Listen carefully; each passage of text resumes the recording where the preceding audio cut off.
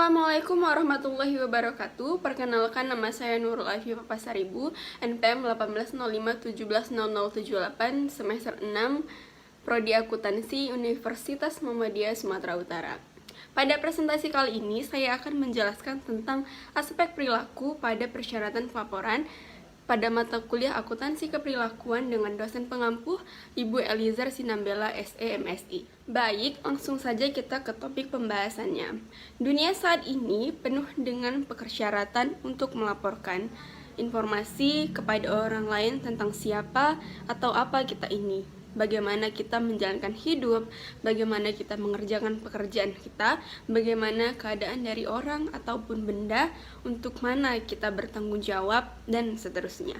Hal-hal ini pada umumnya disebut sebagai persyaratan pelaporan, meskipun beberapa di antaranya mungkin tidak dapat dipisahkan.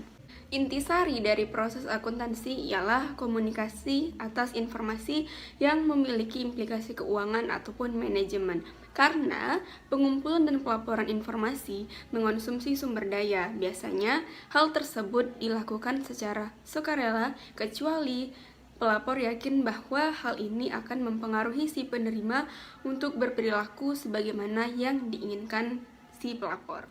Informasi yang dilaporkan adalah bagian yang penting dari proses pengelolaan dan pengendalian organisasi.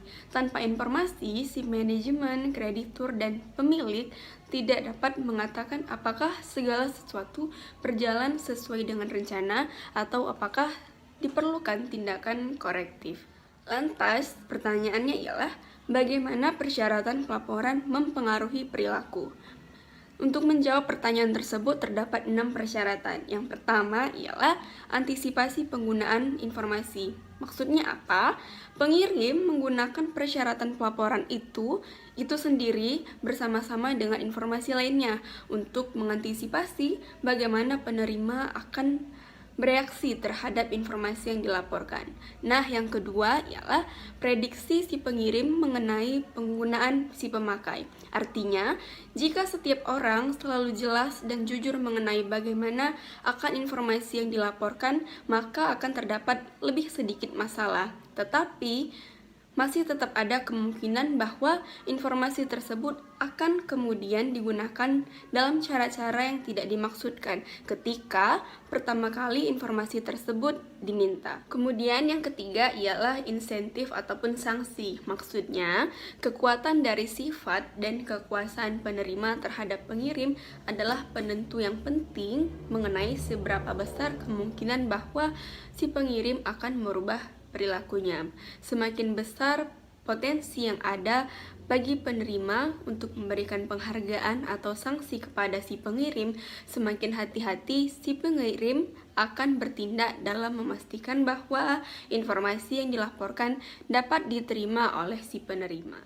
Kemudian yang keempat ialah penentuan waktu. Seperti yang kita ketahui ialah waktu adalah faktor dalam menentukan apakah persyaratan pelaporan akan menyebabkan perubahan dalam perilaku pengirim ataupun tidak.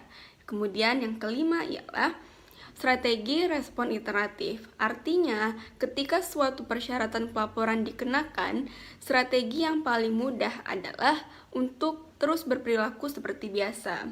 Maksudnya, melaporkan sejujurnya perilaku tersebut dan menunggu respon dari penerima. Kemudian, yang terakhir ialah pengarah perhatian. Artinya, dampak mengarahkan perhatian dapat dianggap sebagai dampak dari pencatatan dan bukannya dampak dari pelaporan informasi, karena dampak tersebut timbul dari kepentingan pengirim itu sendiri dan tidak bergantung pada informasi yang dilaporkan kepada siapapun. Baik, itu saja yang dapat saya sampaikan tentang aspek perilaku pada persyaratan dan pelaporan. Lebih dan kurang saya mohon maaf. Assalamualaikum warahmatullahi wabarakatuh.